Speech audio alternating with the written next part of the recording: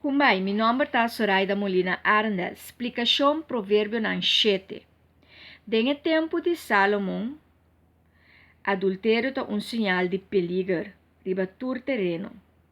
Para não mengua com pueblo ng estrangeiro, pues mestra hace lo que tá costumbre judío. E no drenta dengue outro pueblo ng pa casa e tuma ng costumbre ng over e alaban ng Dios ng. Essa aqui, pues, tabata maneira que o judeu não tabata explica para fiel, pero fiel na Dios. Anto, não mete que o pueblo não, que ta mete que outro Dios não também.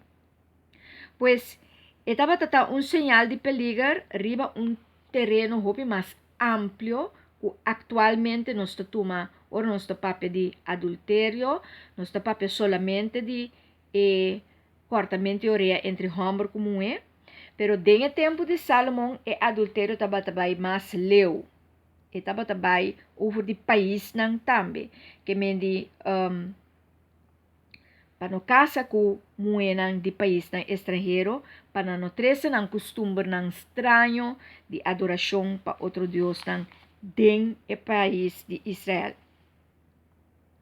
O por esse negócio sim, pero não vai mais leu de ter uma relação de amistade ou de amor com gente de outro pueblo, que tem Deus completamente outro for de Deus de Israel, que é Deus de Abraham, Deus de Jacob, Deus de Israel.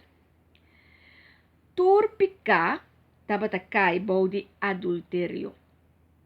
Pues turpica tabata cai bau de adultério de com, paso eta que men botase algo contra de Deus, que me monota fiel na Deus mas, bota contra de Deus. Paso bota corta a orelha de Deus, anto bonota cumpliendo com sua voluntade. Tá loyal, tá algo hopi importante, tá fiel, tá algo hopi importante, tá começar na Deus. Nós mesmos está fiel na Deus, nós mesmos está loyal na Deus, então assim se nós está fiel na Deus e loyal na Deus, nós porta fiel de nosso território, na trabalho, com nossa pareja, com amistade, com nos unam, nos porta fiel dentro do sentido, com nos club não, com nos trabalho, e trabalho não, com nos tahasi, dentro do sentido.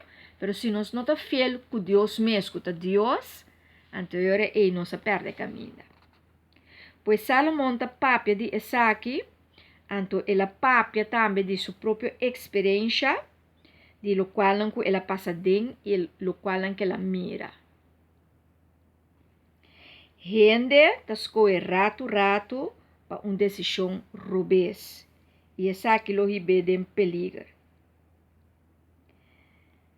Mester evitar para cair em tentação aqui e evitar a situação peligrosa aqui.